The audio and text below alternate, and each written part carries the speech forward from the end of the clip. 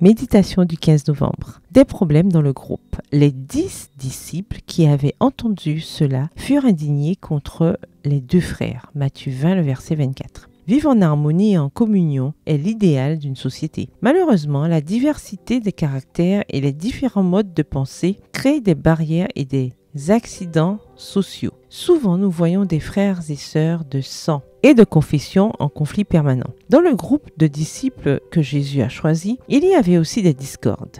La mère de Jacques et de Jean a adressé à Jésus une demande ambitieuse. « Ordonne-lui, dit-elle, que mes deux fils que voici soient assis dans ton royaume, l'un à ta droite et l'autre à ta gauche. » Matthieu 20, le verset 21. Lorsque les autres disciples ont appris que ces deux-là voulaient obtenir un avantage sur eux dans le royaume de Jésus, un royaume qu'ils avaient d'ailleurs mal compris, ils furent indignés contre les deux frères, au verset 24. Quelle était la raison de leur colère ? De toute évidence, ils croyaient à la délivrance de l'oppression romaine et étaient certains que Jésus serait roi sur la terre. Le fait que leurs illusions soient basées sur des questions terrestres les rendait vulnérables aux problèmes de groupe. Ils se disputaient constamment pour savoir lequel d'entre eux serait le plus grand, ce qui montrait qu'ils n'étaient pas préparés pour le royaume des cieux. Lorsque dans les congrégations religieuses, nous perdons de vue l'objectif pour lequel nous nous réunissons, nous commençons à courir après les plus hautes fonctions et nous sommes frustrés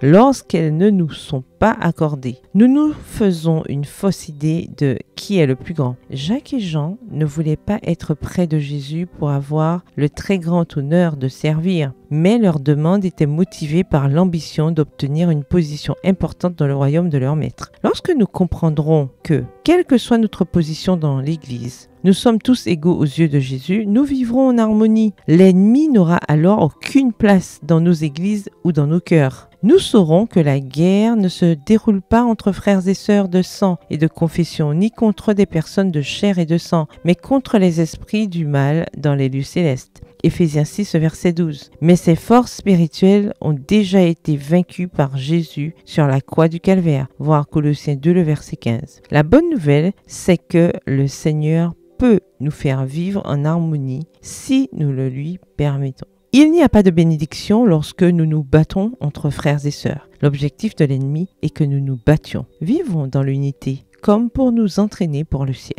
PS, heureuse sans inimitié. Bonne journée, que l'Éternel vous bénisse.